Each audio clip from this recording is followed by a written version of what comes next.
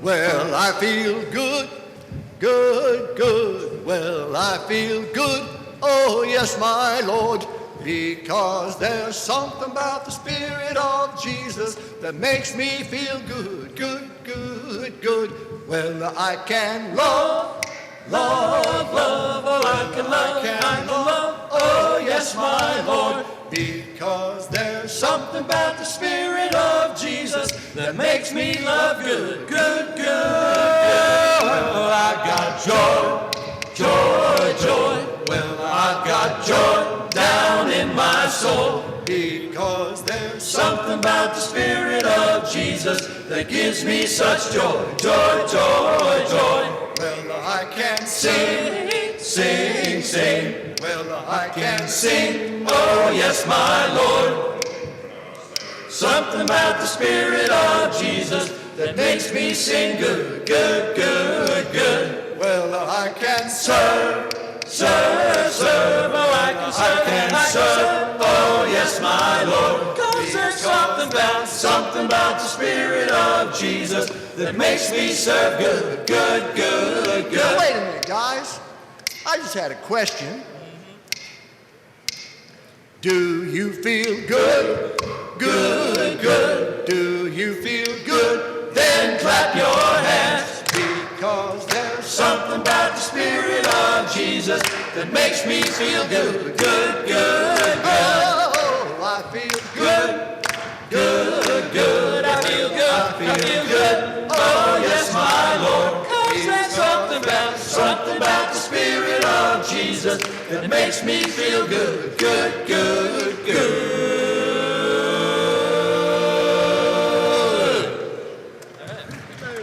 Exit stage right. Stage right. Here we go. Good evening and welcome to the Veterans Day Services and Legacy Awards Ceremony. I'm Scott Morris, Assistant City Manager for the City of Enid. I'll be your MC for tonight's services. We will begin our program with a warm welcome from the Mayor of Enid, the Honorable Mr. David Mason.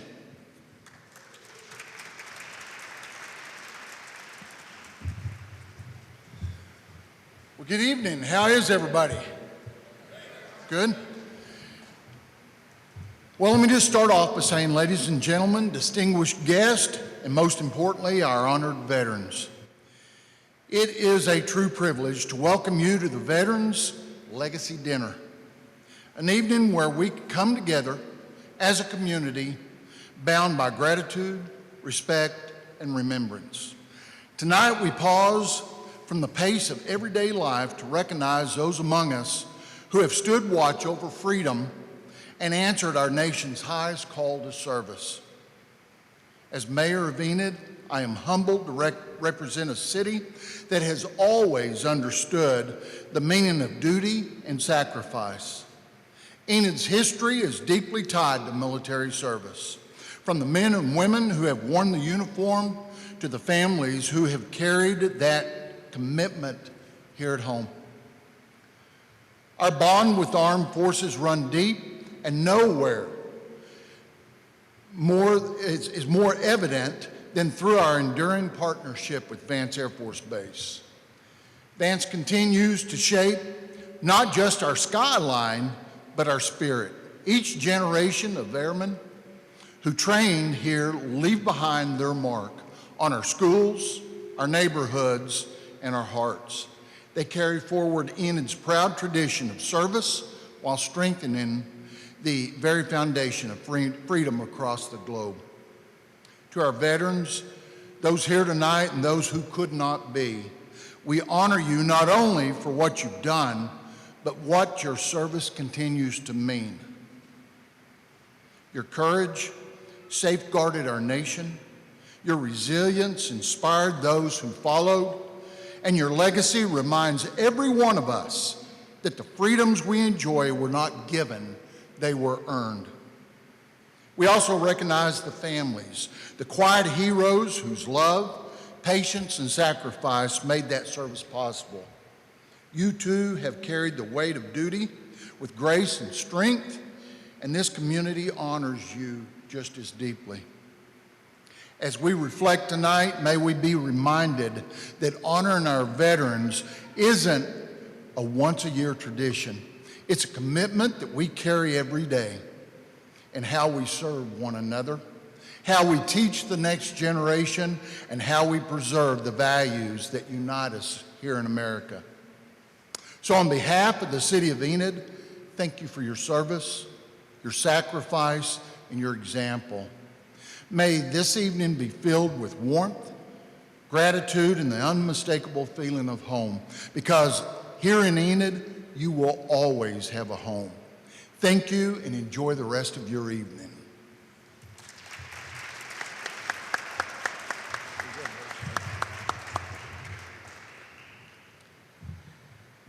Ladies and gentlemen, for those that are able, please stand as Sergeant Henry King, U.S. Marine Corps and Woodring Wall of Honor, Honor Secretary Treasurer, brings our opening prayer.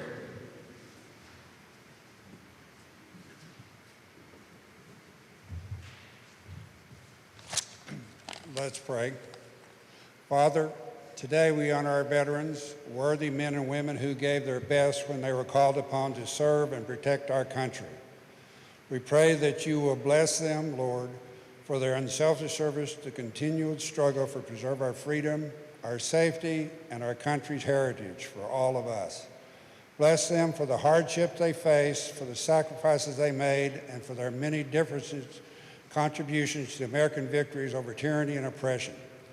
We respect them, we thank them, we honor them, we are proud of them, and we pray that you will watch over these special people and bless them with peace and happiness. In Jesus' name we pray, amen.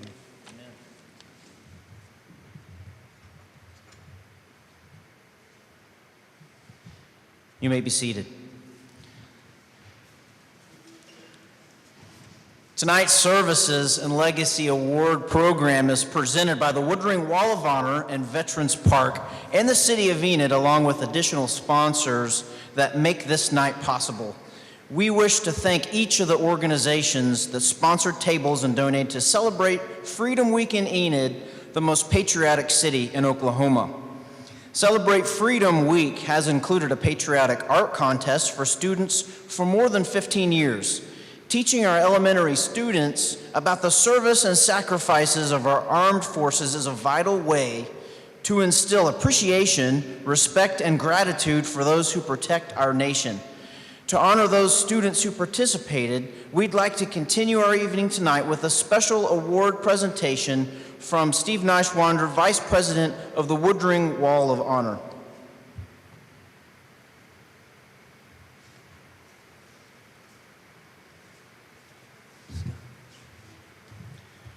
Good evening.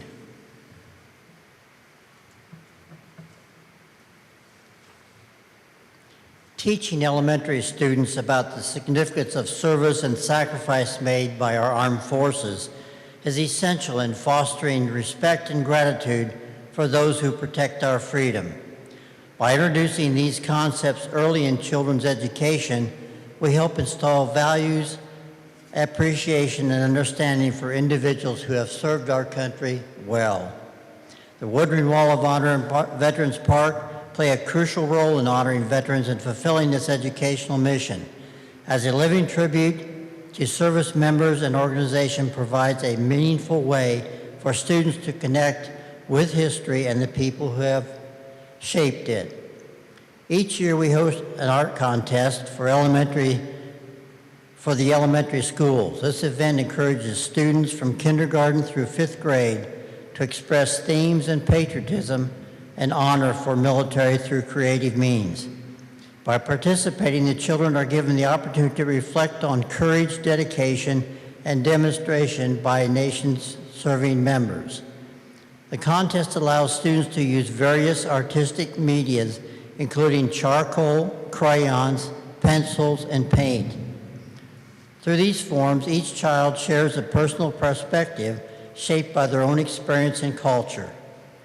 These artistic procedures not only promote growth in the technical skills, but also inspire a deeper understanding of the values associated with military service. Entries are judged by the community members and veterans organizations with a focus on originality, heartfelt representation of the contest theme.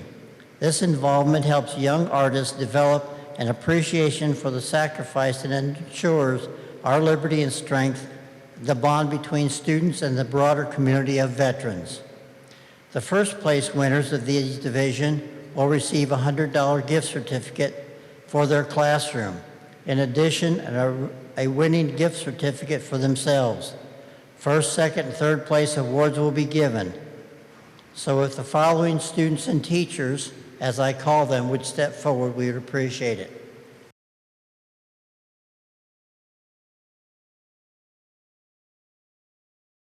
The winners on the first event, kindergarten through first grade, third place from Mrs. Hodgins Eisenhower Elementary School is Emma Thompson.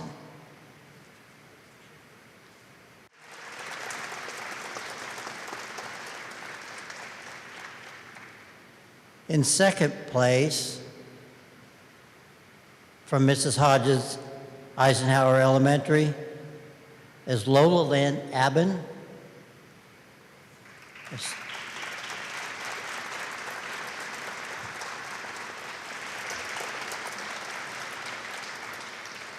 And in first place, kindergarten through first grade, is Mrs. Silva's Glenwood Elementary class.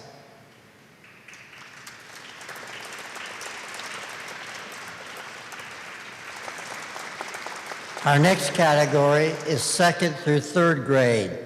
Third place from Mrs. Robinson's Eisenhower School, Valentina Cabellos.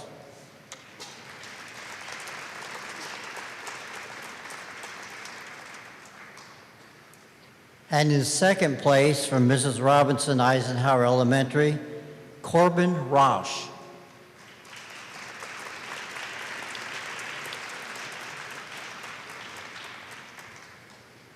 And in first place, from Prairie View Elementary, Mrs. Richter, Caroline Gillian.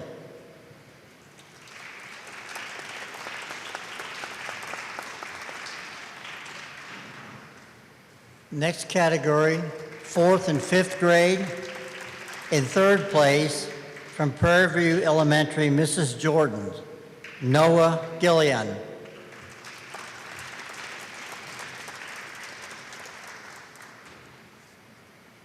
And in second place, from Monroe Elementary, Mrs. Barnard, T.J.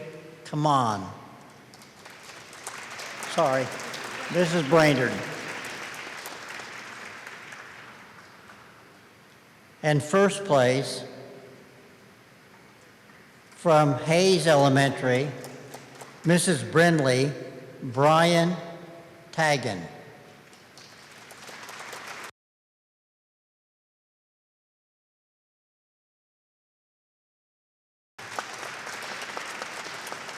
Thank you all and congratulations.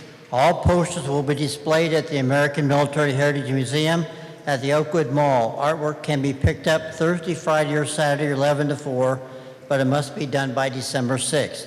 The winning poster will be shared globally via the internet and social media. Thank you for your participation again, and we look forward to another successful contest next year. Thank you.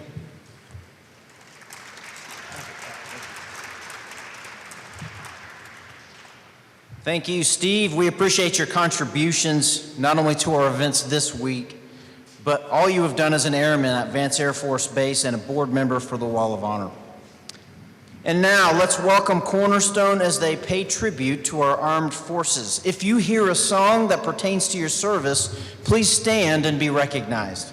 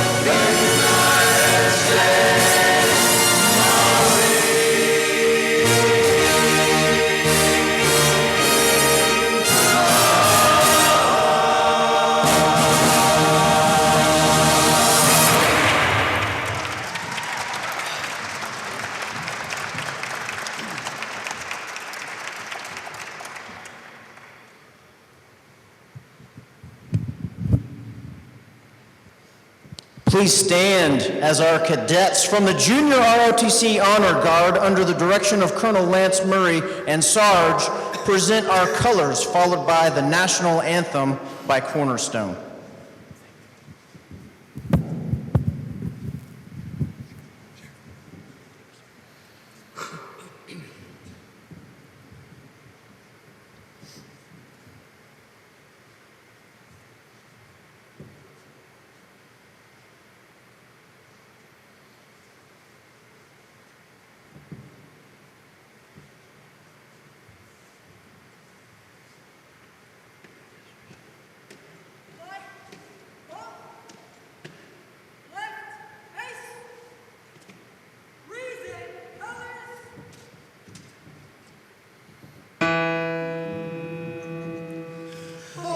Say, can you see by the dawn's early light what so proudly we hailed at the twilight's last gleaming, whose broad stripes and bright stars through the perilous fight o'er the ramparts we watched were so gallantly streaming, and the rocket's red glare, the bombs bursting in air, gave proof through the night that our flag was still there.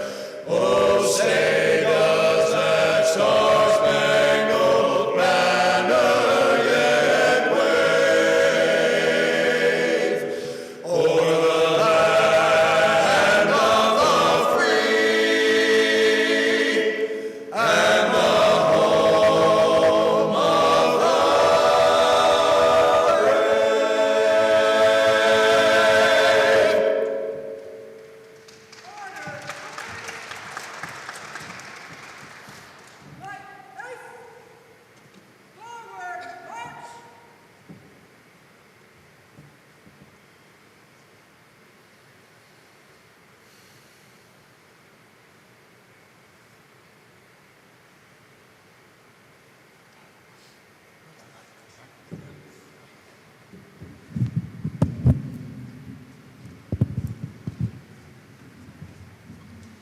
Please be seated.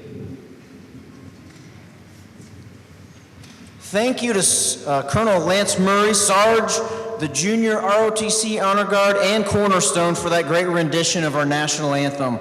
At this time, I would like to take the opportunity to introduce our additional distinguished guests of the evening. Mr. David Mason, Mayor of Enid.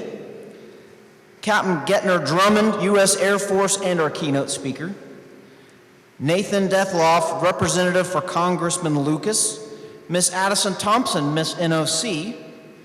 Legacy Award presenters, Captain Bob Ford, U.S. Army. Captain Eric Benson, U.S. Navy.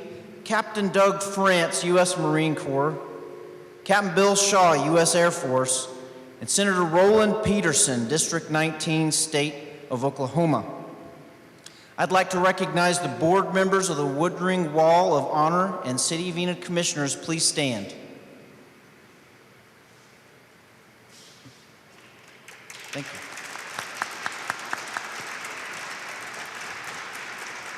I'd also like to recognize our previous Legacy Award honorees who are attending our services tonight. Please stand and be recognized.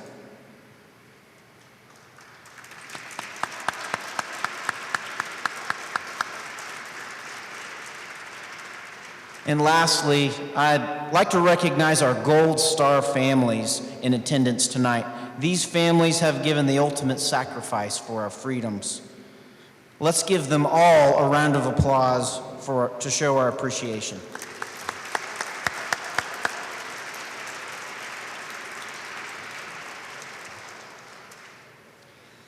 This Veterans Day observance for the City of Enid is dedicated to recognizing the service of the United States Armed Forces, comprised of our nation's most distinguished men and women.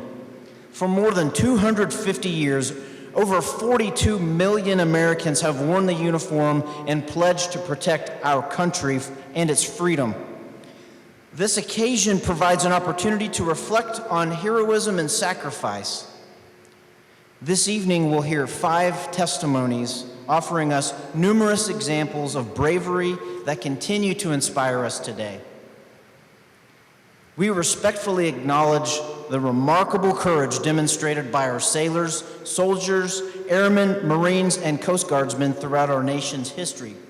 Their contributions have established our military as a force renowned worldwide for both its strength and integrity.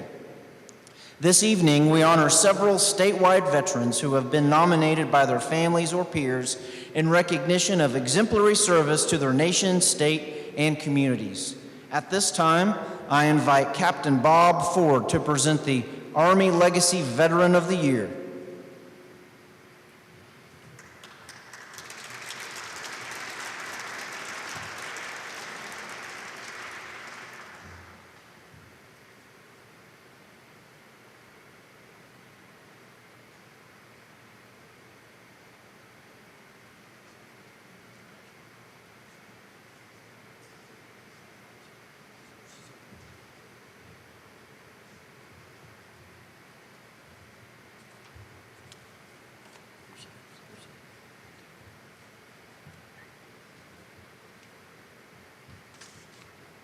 Boy, is this a privilege or what?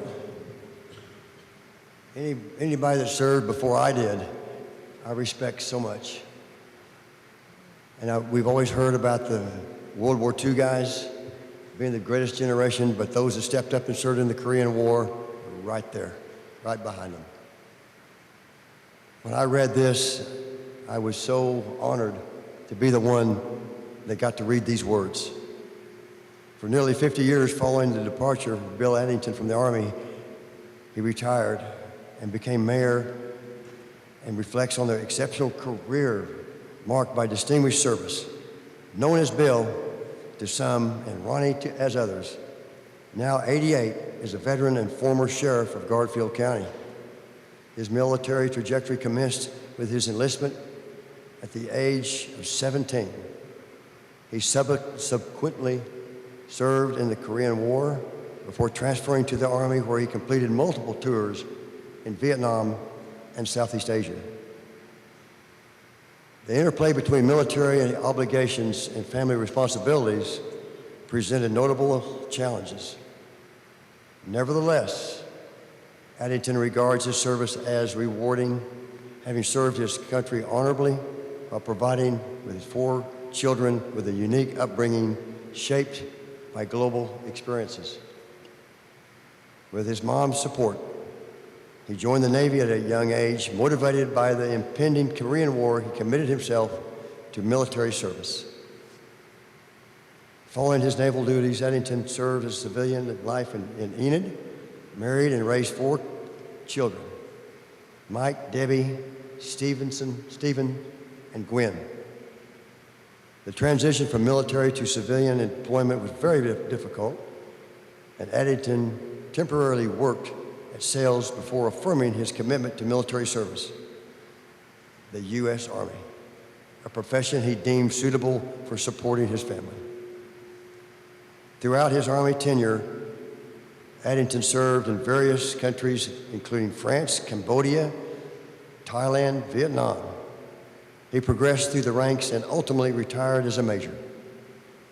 During his assignments, he acquired numerous skills such as proficiency in French and Thai, parachuting, equestrian, specialized intelligence training and activities. His 3 Vietnam tours were undercover in Cambodia, posing as an agricultural agent. Boy, I'd like to hear more about that. Were particularly noteworthy. Despite limited agricultural experience, he focused on training Cambodian farmers in self-defense measures rather than farming techniques. His contributions were recognized with several medals and commendations, notably his work in Cambodia. He subsequently continued to public service, within the Garfield County Sheriff's Office, serving as undersheriff and later as sheriff between 1987 and 1998. Veterans Day holds a deep significance for Addington, representing an occasion to recognize those who have served in the United States Armed Forces. According to his children, Addington rarely discussed his military experience, some of which remain sealed and inaccessible. She highlights that his life has been shaped by countless untold stories, with the lingering effects of such as post-traumatic stress. Nevertheless, Addington remains proud of his service and urges Americans to remember the sacrifices made by all soldiers. His wife Lois and their family share enduring pride of Major Addington and commitment to his service. May I present to you Mr. Bill Addington, our U.S. Army Legacy Veteran of the Year.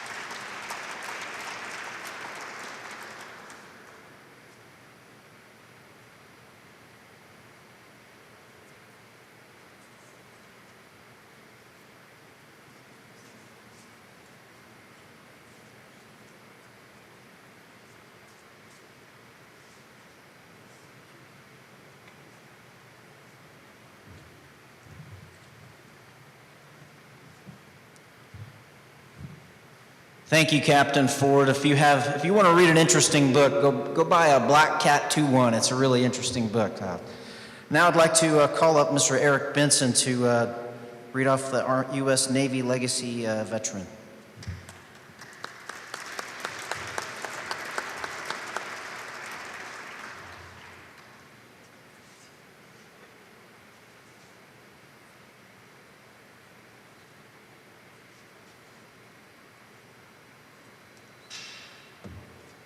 Scott, you did a great job. I'm proud that I hired you. Colonel Gilbert, good to see you in your house. Our legacy veteran for the United States Navy enlisted at 17, 2 years younger than I was when I enlisted. He received advanced training through his first deployment at Operation Hardtack in the Atoll Islands, and I'll talk more about that in a moment. But I want that phrase to settle in your mind. It's a largely forgotten, but at the time was of immense significance. And those involved, it remains life-changing. After graduating from Nuclear Power School in California, our honoree was assigned to the USS Enterprise, the same ship my son served on, our country's first nuclear-powered aircraft carrier, where he served for 6 months of mock-up training. And what that really means is to spend all day, every day at sea. His performance would quickly identify his proficiency and earned an appointment as a nuclear training inspector. For those of you who don't understand what that means, it's the top 1%, and it was critically examined on a variety of angles. It is a noteworthy achievement. He served aboard the Enterprise for 6 years, including 2 tours in Vietnam. His shore duty included a tour in Schenectady, New York, as an instructor with the Nuclear Crew Chief Training Unit. He returned to the Enterprise in 1971 for additional sea duty and completed 2 further deployments to Vietnam. There's a lot more to this man's story. In 1958, the arms race was accelerating as weapons laboratories operated at maximum capacity. on both sides of the Iron Curtain. Our honoree participated in Operation Hardtack, consisted of 35 above ground and 2 beneath the sea nuclear test explosions.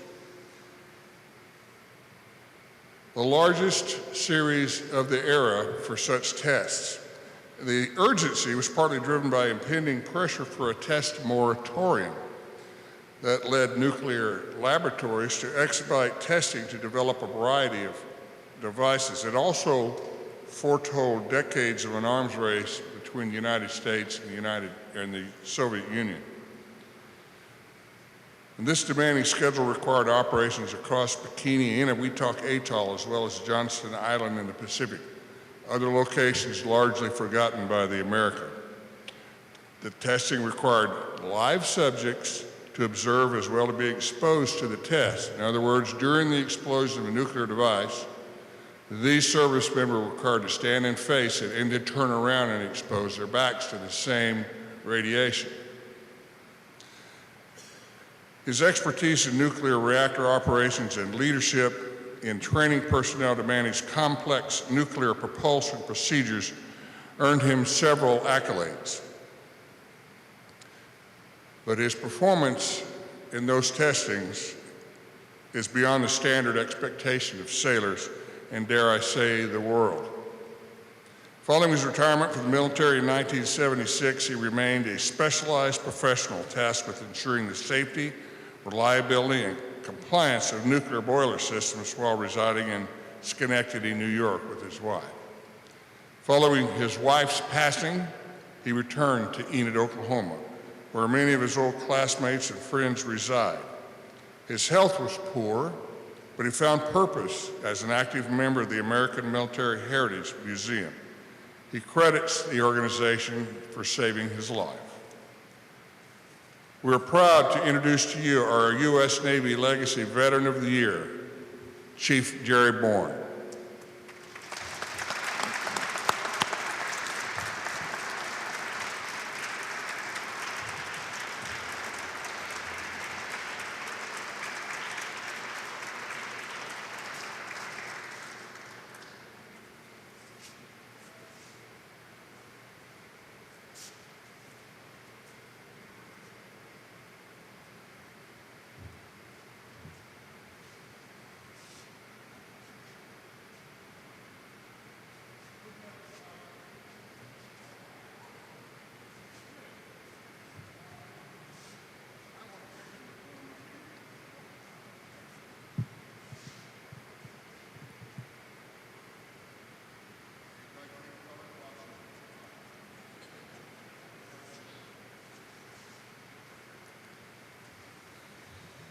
Thank you, Captain Benson. Now we would like to call up Doug France, talk about the Marine Corps Legacy Veteran.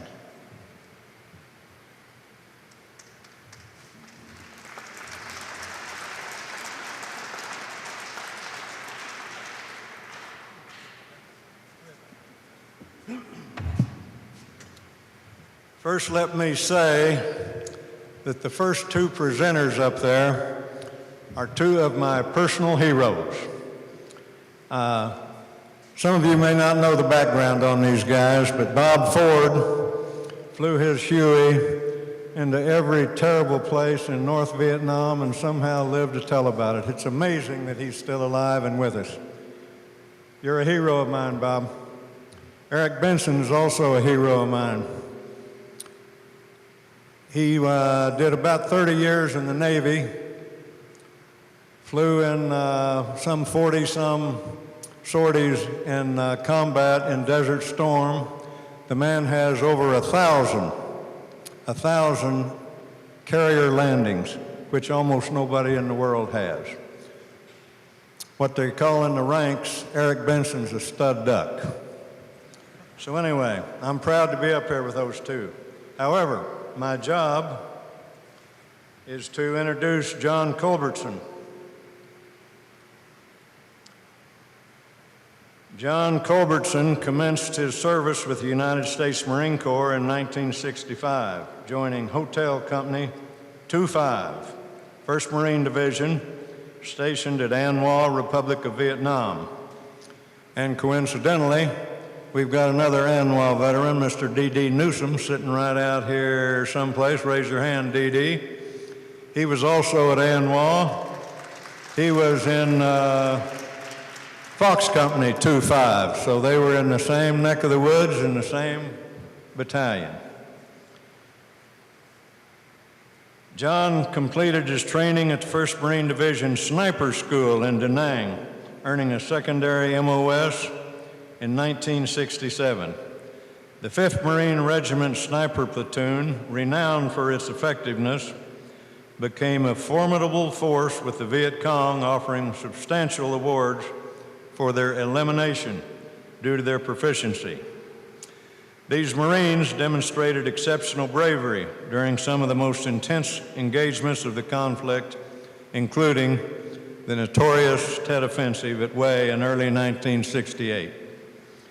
Operating in spotter-shooter pairs, sniper teams accompanied experienced Marine rifle companies on patrols and combat missions, such as those conducted by 2-5, whether facing ambushes or engaging numerically superior NVA units. These teams exemplified patience, stealth, marksmanship, and courage, establishing themselves as one of the most decorated regimental sniper platoons of the Vietnam War. They participated in significant operations, including Union 2, Tuscaloosa, Swift, and the battle for Hue City. Sergeant Culberson sustained multiple injuries during his service, receiving 3 Purple Hearts. Born in Oklahoma City into a family committed to philanthropy, Sergeant Culbertson's father contributed land for the current state capitol building and granite imported from Italy for its construction. Continuing this tradition, John and his wife Diane have remained active in community service and charitable endeavors. Prior to his honorable discharge, Sergeant Culbertson served as quarterback for the All-Marine football team at Quantico, Virginia in late 1968. Harris, were you on that team? Football team in '68? He played in there someplace. Following his military career, he earned a BA in business from the University of Northern Arizona in 1973, subsequently operating several successful restaurants in Oklahoma City. He enjoyed engaging with both customers and staff and also established a Taekwondo, Dujang, and youth program benefiting inner-city children. As a passionate collector of military memorabilia and historian, he created dioramas, including one depicting the Civil War Battle of Antietam, which is displayed at the American Military Heritage Museum. Mr. Culberson, that's Sergeant Culberson to you, achieved national recognition for his published work on the Vietnam War, authoring several books for Random House, most notably Operation Tuscaloosa, which sold several 100,000 copies. His publications were widely available at major airport bookstores, and he was also known for his evocative poetry. That must run in a 2-5 group. Mr. Newsom was a poet, too. Selected as the U.S. Marine Corps Legacy Veteran for 2025, notification of this honor regrettably arrived following Mr. Culbertson's passing. His wife, Diane, will accept the award in his memory. It is my privilege to present the U.S. Marine Legacy Veteran of the Year, John Culbertson. Diane Culbertson represented.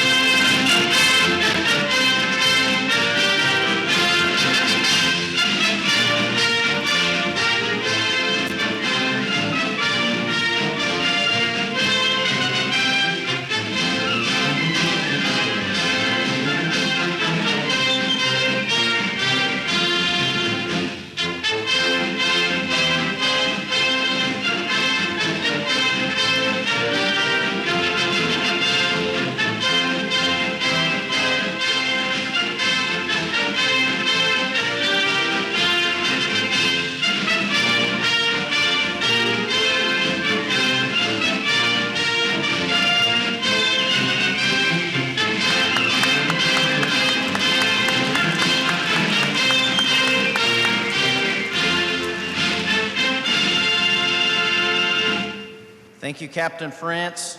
Now I'd like to call up Captain Bill Shaw from the U.S. Air Force to present the Air Force Legacy Award winner.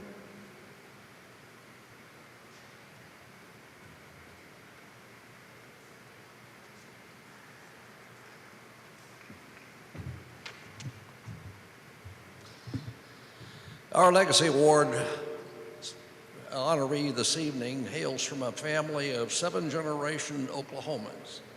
He was born in Stillwater. Just need to go a little closer here. All right, let's back up again. Our legacy Air Force veteran was born in Stillwater to a distinguished lineage and is a 7th-generation Oklahoman. His family was deep-rooted in the history of the state and has significantly influenced his personal and professional trajectory. He graduated as a valedictorian from Hominy High School in 1981 and later attended Oklahoma State University, go Pokes, where he earned his bachelor's degree in agricultural economics in 1984. While at OSU, our honoree was Truman Scholar, alternate, and a Rhodes Scholar finalist. He served as Beta Theta Pi president and Blue Key Honor Society president and selected as Air Force ROTC Detachment 670 Cadet Wing Commander. Demonstrating a commitment to service, early on, Drummond joined in the U.S. Air Force, where he served with distinction as a fighter pilot during the Gulf War. He was an F-15C Eagle fighter pilot leading the first combat mission of Operation Desert Storm. His performance earned him the Distinguished Flying Cross. He served in the United States Air Force from 1985 to 1993, achieving the rank of captain. One of the most decorated Oklahomans to serve in the Gulf War, he was awarded the Distinguished Flying Cross for extraordinary achievement, as well as 3 air medals and 4 aerial achievement medals. He received a Distinguished Flying Cross for superb situational awareness after directly disobeying orders to destroy an aircraft later determined to be a U.S. ally. The pilot of that plane was later identified as a Saudi Arabian prince. Our honoree completed 13 missions with 192 hours of flight time during the conflict. After his 8 years of military service, he worked as a staffer for U.S. Senator David Warren and later earned his Juris Doctorate from Georgetown University Law Center in 1995. He found Drummond Law in 1999 and served as Assistant District Attorney in Pawnee and Osage counties before becoming the principal owner of the Blue Sky Bank and Drummond Communications. He was elected as the 20th Attorney General of Oklahoma in January of 2023. His tenure is focused on fighting crime, improving tribal relations, and opposing federal overreach. He announced his candidacy for governor in the 2026 election on January 13th, 2025. For many people, state officials seem larger than life, but Gittner Drummond says he's just an average man trying to do his best for his home state, the people of Oklahoma. Ladies and gentlemen, may I present to you our U.S. Air Force Legacy Veteran of the Year, Mr. Gittner Drummond.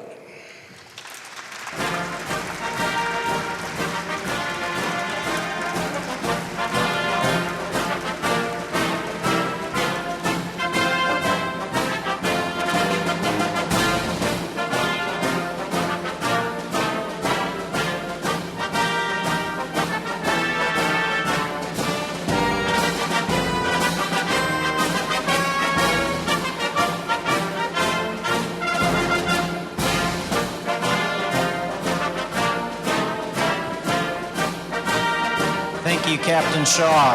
I'd like to introduce now Senator Roland Peterson for remarks for the Lifetime Patriot of the Year Award.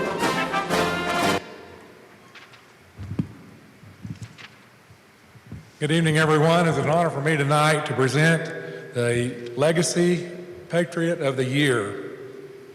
This was is written in a citation form and honoring J.W. Bodie. Whereas today we gather to pay tribute to the life and legacy of J.W. Bodie, a man of exceptional commitment and courage. His unwavering dedication to duty and community led him to make the ultimate sacrifice.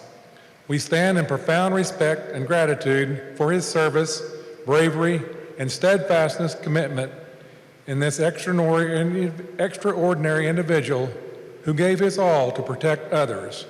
And whereas in the face of danger, J.W. Bodie displayed extraordinary courage and steadfast resolve.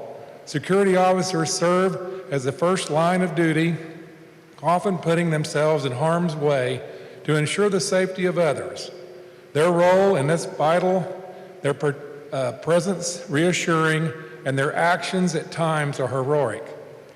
On that fateful day, J.W. Bodie confronted a threat, not with hesitation, but with a sense of responsibility that transcended personal safety.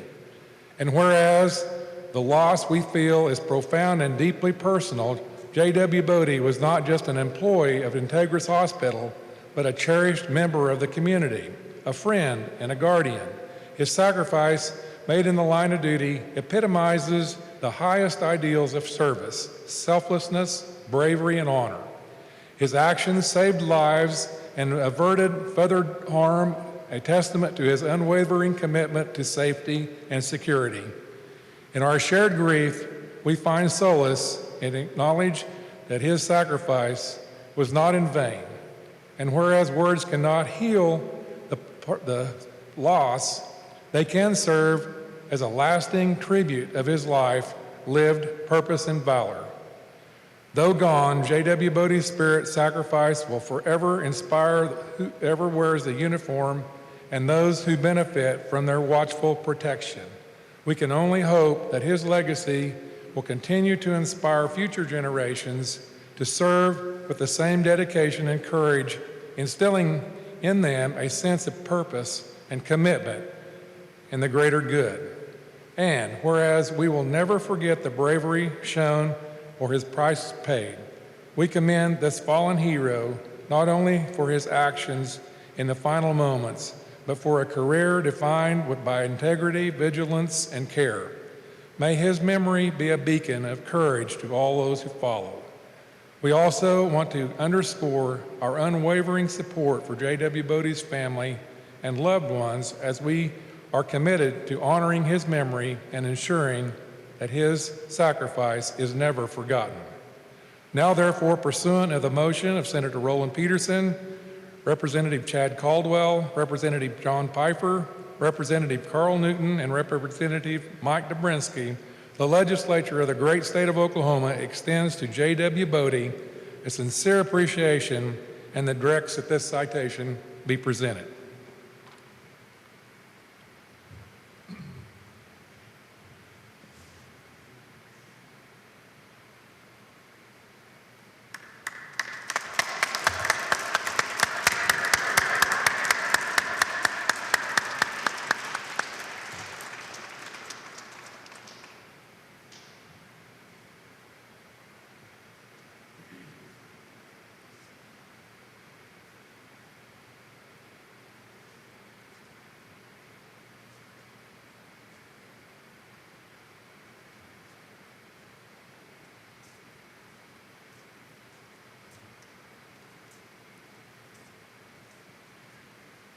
Thank you, Senator.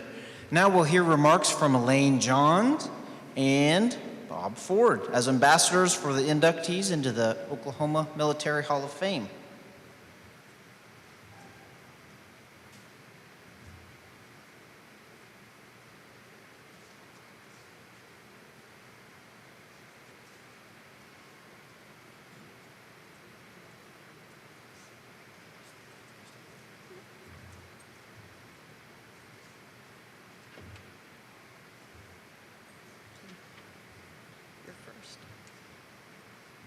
The Oklahoma Military Heritage Foundation is a nonprofit organization dedicated to honoring Oklahomans who have served in the military. Founded in 1999 by Major General retired Douglas Dollar, the foundation annually selects 10 individuals for induction into the Military Hall of Fame from nominations submitted nationwide. The selection criteria is as follows: the military record, including heroic actions, leadership, service or sacrifice, and principal awards.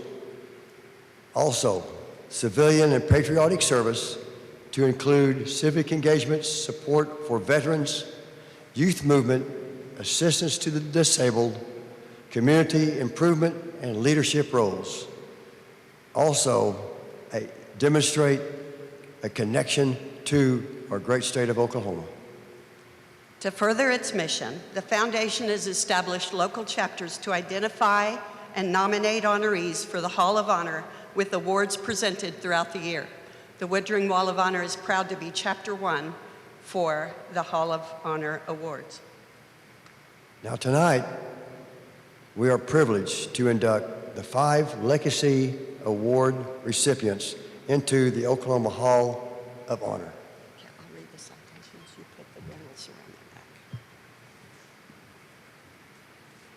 Army Major General William Addington's career began when he enlisted in the Navy at age 17. We have heard a lot of the history through these introductions that have been before us, but I will just share that 3 tours in Vietnam and the undercover work he did in Cambodia is posing as an agricultural agent was so noteworthy. So in behalf of the Military Hall of Fame, Hall of Honor, we'd like to present Mr. William R. Addington, U.S. Army, and now induct him into the Oklahoma Military Hall of Honor.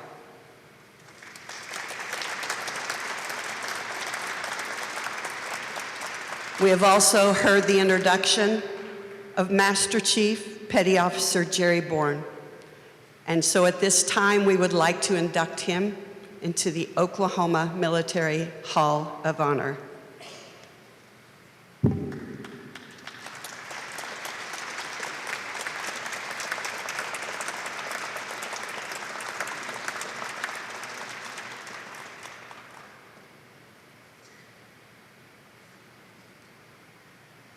I was very proud to meet and learn to love John Culbertson. We are so thankful for the donations that he has given to the American Military Heritage Museum, and we are proud to induct him into the Oklahoma Military Hall of Honor.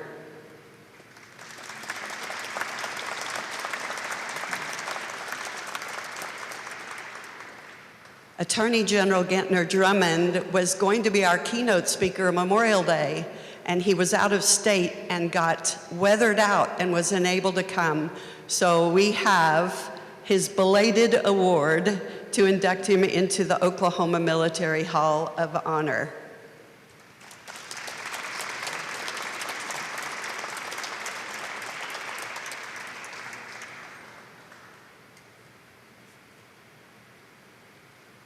Thank you, sir. And I do want to read this last commendation.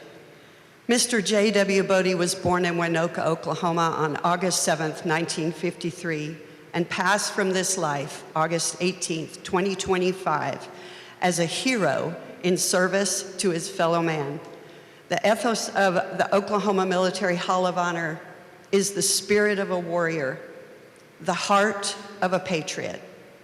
And this Integris Health Enid Hospital security officer embodied that ethos by defending his community and sacrificing his life, as he did, for his fellow citizens against an armed intrusion. For this selfless act and bravery, he has been awarded Enid's Legacy Patriot of the Year.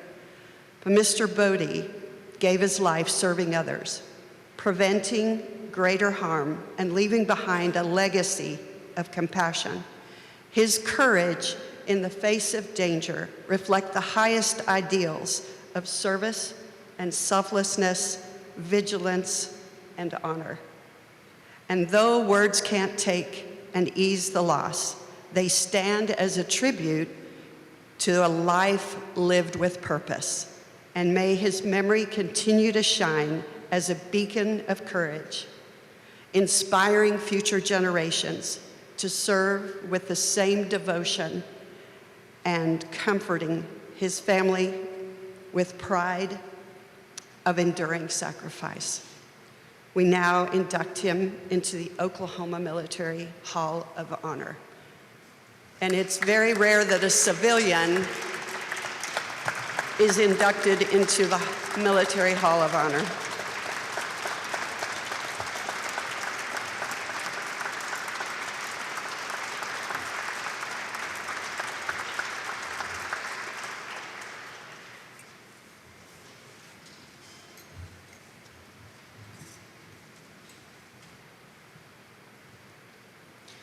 All right, now it's picture time. If you want to take any pictures, that would be a great time to get a few.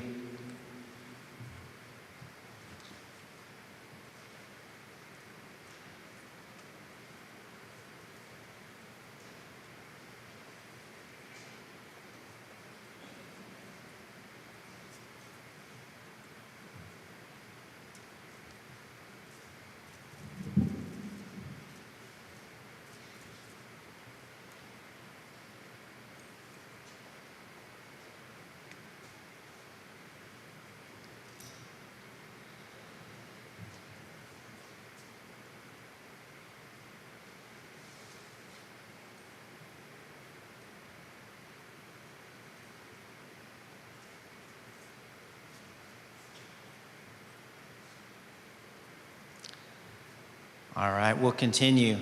Attorney Getner Drummond is a seventh-generation Oklahoman with nearly 30 years legal experience, including work as an assistant district attorney and founding his own law firm. In addition to his legal career, Drummond is a longtime rancher, banker, and businessman. He's a U.S. Air Force veteran and among the most decorated Oklahomans to serve in the Persian Gulf War. In January 2023, Drummond was sworn in as Oklahoma's 20th Attorney General. Since taking office, he has prioritized combating crime, ensuring government transparency, and improving tribal relations. Please welcome him to the stage.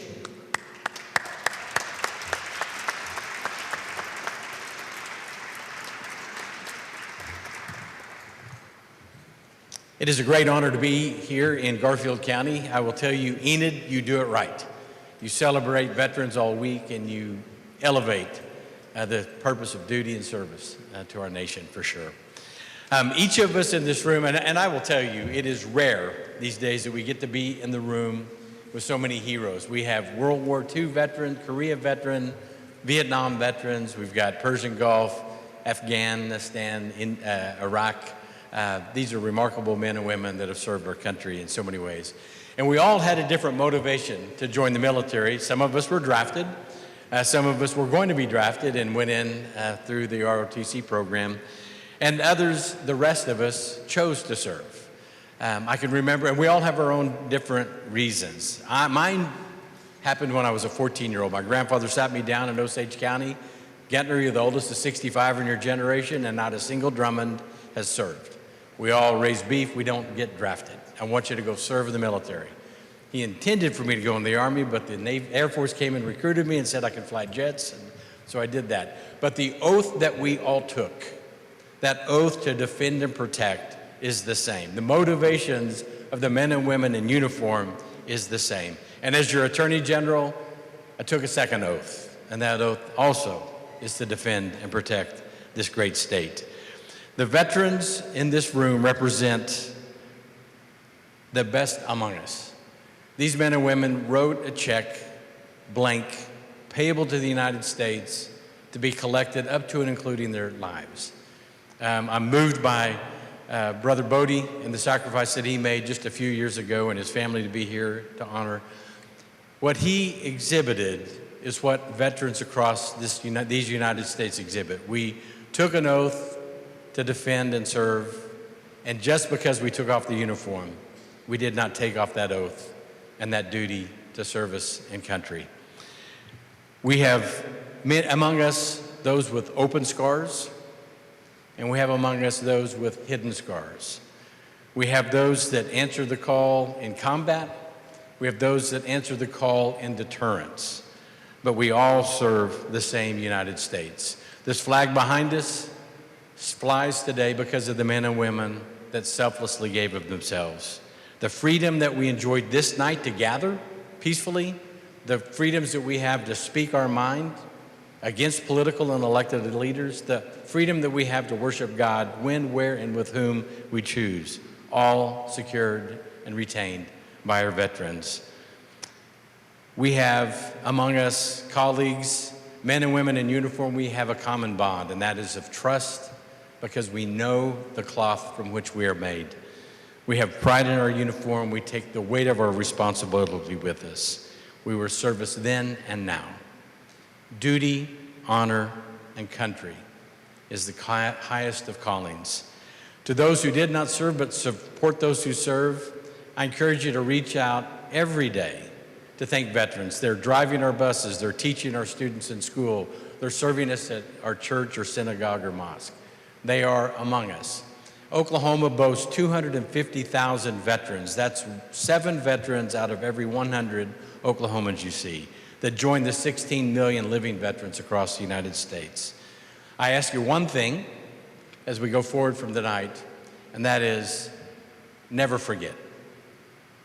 To the young people in our audience that got awards tonight, never forget. The freedoms that we enjoy are secured, were secured by, and are secured by today, the men and women who serve. And may we raise up another generation that follows in the footsteps of the legends that we have here in this room. May God bless this great nation, continue to bless this great state, and bless the great community of Enid. Thank you.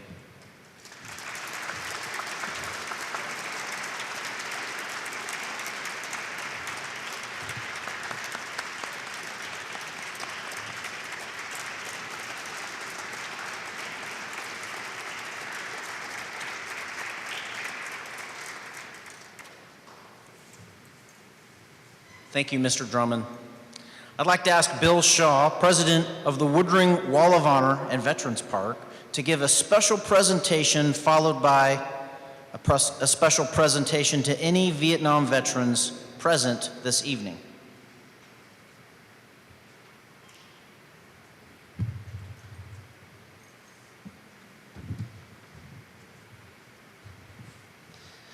I've been asked to recognize the Volunteers of the Year, but before I do that, I would like all of the volunteers of the Veterans Park and Association to please stand. Okay. Everybody that's a volunteer that works on behalf of the museum or anything in the activities of the Wall of Honor and the Veterans Park Association. The activities out at the airport, plus the museum that we have at the mall, 40,000 square feet of military memorabilia, studies on the Constitution, Civil War, and all the conflicts that we have been in, are all done by volunteers. We have no paid employees. And we're always looking for more volunteers. As president of the Woodring Wall of Honor and Veterans Park, on behalf of all the board members, I thank each of you for taking the time to attend our celebration tonight. I especially thank each one of those who were honored this evening for the service they gave. And again, we say tonight, thank you. I would like to take a few minutes here to recognize 2 individuals that have given outstanding service to the furtherance of the programs operated by the Veterans Park. As you know, behind every organization, there is an extraordinary volunteer team. We are blessed to have some of the most knowledgeable, committed, and passionate volunteers at the Veterans Park. To our volunteers, I know that you don't ask for rewards, but I hope that our sincerest appreciation as an award, being a reward for all of your support and help. Okay. The Veterans Park is celebrating 25 years today. The Wall of Honor has commended veterans throughout events, services, and more recently, a lasting tribute in the American Military Heritage Museum. In 2025, Kathy Nieswander initiated research into the contributions of women into the military, focusing particularly on nursing roles and across different periods of conflict. She obtained a donation of a World War II uniform from a Northwest Oklahoma resident to begin showcasing their achievements and their roles. The exhibit subsequently expanded to document the history of military nursing from the Civil War to contemporary service. It now features pioneering figures such as Clara Barton, Dorothea Dix, and Florence Nightingale, as well as honoring the 8 nurses whose names are inscribed on the Vietnam Wall. For her efforts, we wish to honor her contributions as a Volunteer of the Year. Kathy, please come forward and accept your award.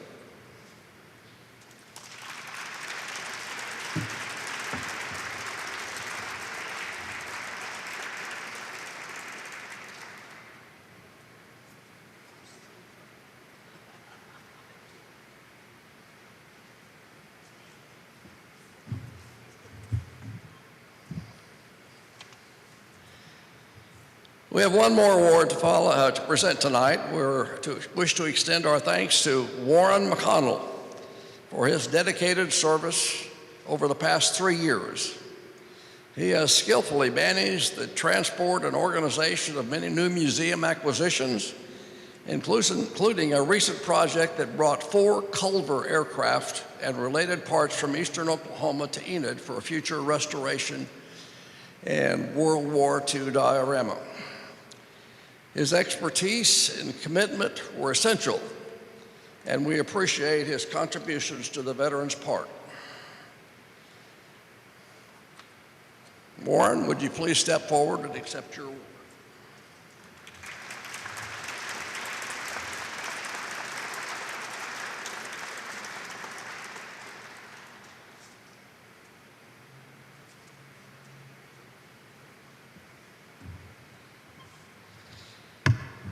Thanks to all our volunteers for the time and effort given on behalf of the Wall of Honor and Veterans Park and the veterans we serve.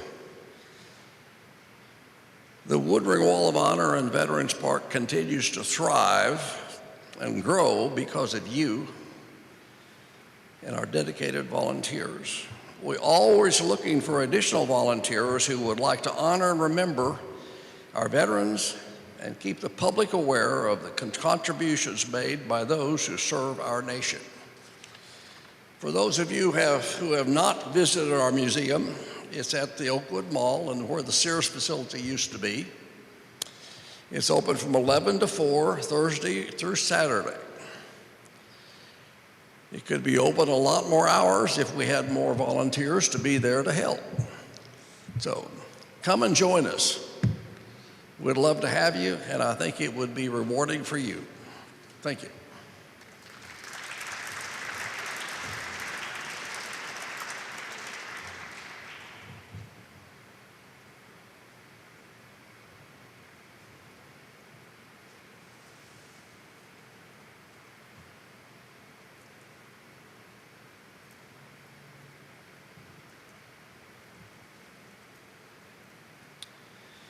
The City of Enid and the Woodring Wall of Honor and Veterans Park have collaborated to host annual events honoring and remembering our veterans for more than 25 years. Over the course of these years, we've received or recognized more than 75 veterans for their service to our country through Legacy Awards program. We've also honored more than 3,500 Vietnam veterans for their service to our country through public presentations like these we host tonight. We are proud to be a partner with the Department of Defense's Vietnam Commemoration Program. Tonight, we want to again recognize our veterans who served during the Vietnam War period with a lapel pin.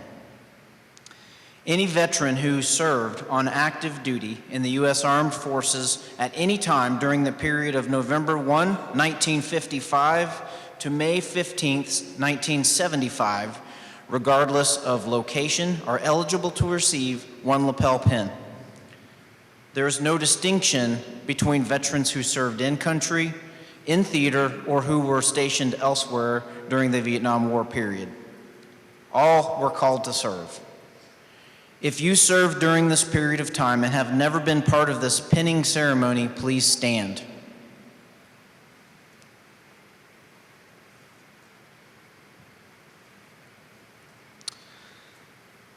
The Wall of Honor board members or Blue Star mothers will present you a lapel pin. We ask that your spouse, friend, or person next to you assist you with this honorable service.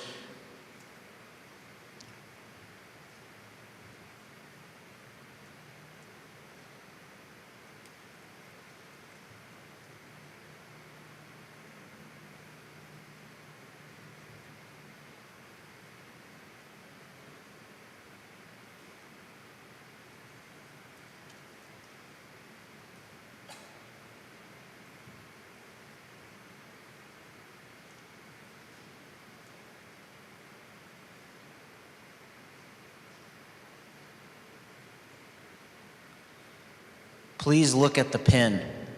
You'll see an eagle.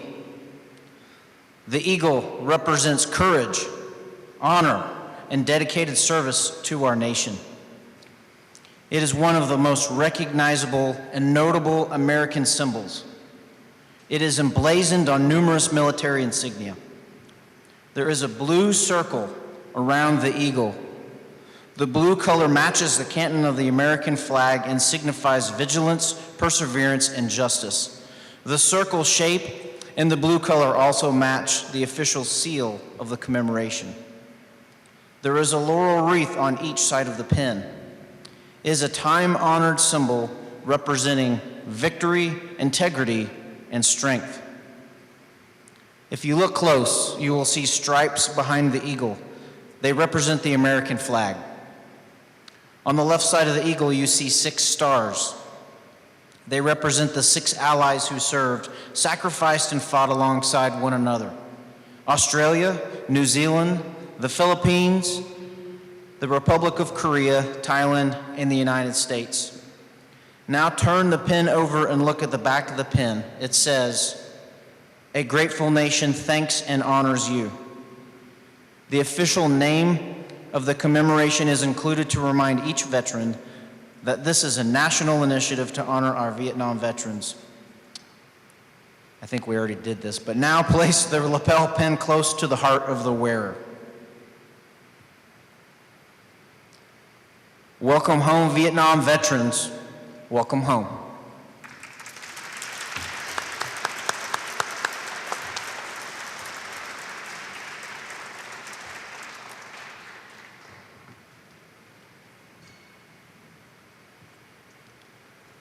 This year, we mark the 250th anniversary of the United States Army, Navy, and Marine Corps, a remarkable milestone in this nation's history. For 2.5 centuries, these branches have upheld the highest traditions of service, valor, and sacrifice, defending our freedoms at home and abroad. Let us take a moment to honor the steadfast dedication and enduring legacy of all those who have served under their banners, ensuring the security and liberty we cherish today. I'd like to ask Doug France to take the stage for a special presentation.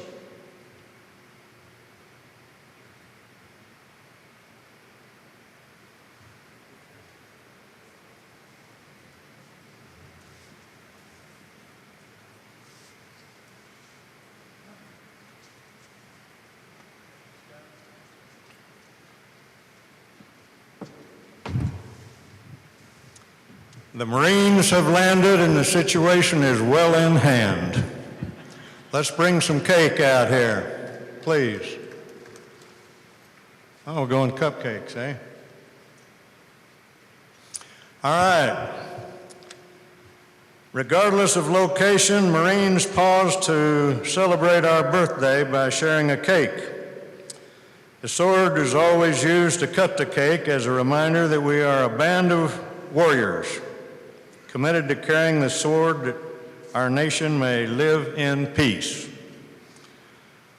Captain Harris, would you get your big knife and come this way, please?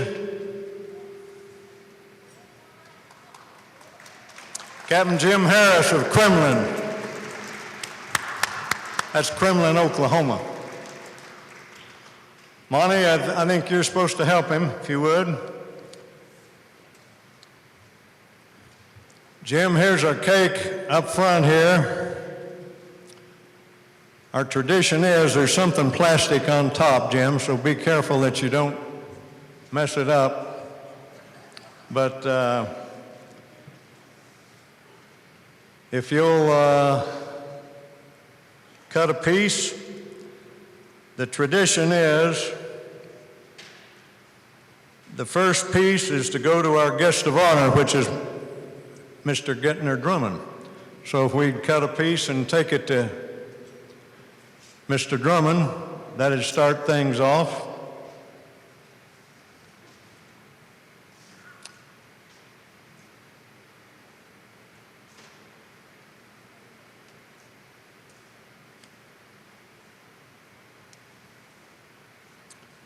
Right over here, Monty.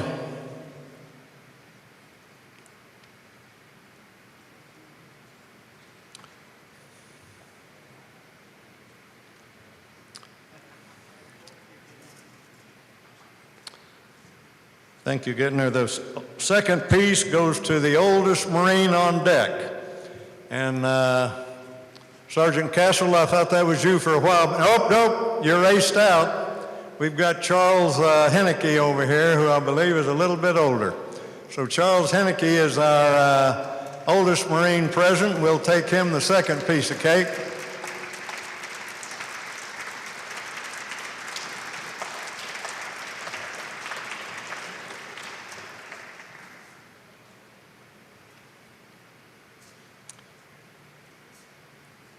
Thank you, Mr. Henneke. I don't know what rank you were. What do I call you? Sergeant Henneke. Nice to have you here today. How old are you, sir? Almost 95. Well, we've got another 94-year-old. Let's cut him a piece of cake. Dick Castle back here is 94. We'll cut him as a half owner of this deal. 94 years old, Sergeant Dick Castle. And the next piece goes to the youngest Marine on deck, and we think that that's Mike Honigsberg. Is that correct? Mike, are you the youngest? Anybody, how old are you, Mike? 43? Anybody younger than that? You got to be it. So that's it. Right now, we're going to have just a couple of toasts, and then we'll open the cake up to anybody that wants them. So pour the champagne, please.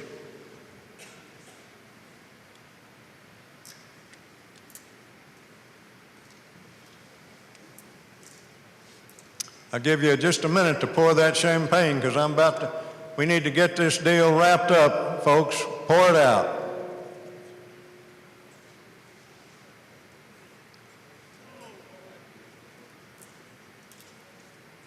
Thank you, Mike.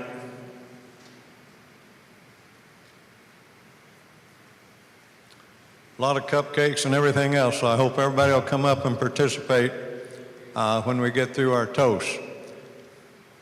All right, first toast is our tradition. Raise your glasses to the Commandant of the Marine Corps, boys. Oh, thank you. Thank you. Commandant of the Marine Corps.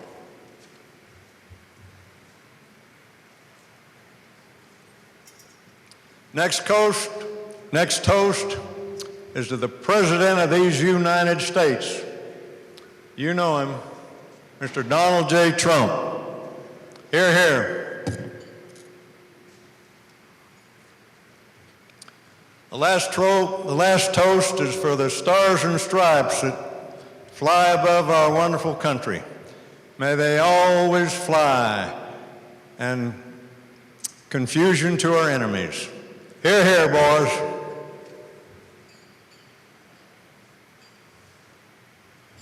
Let's eat cake. You're dismissed to come up and get some cake, and thank you for everybody's participation.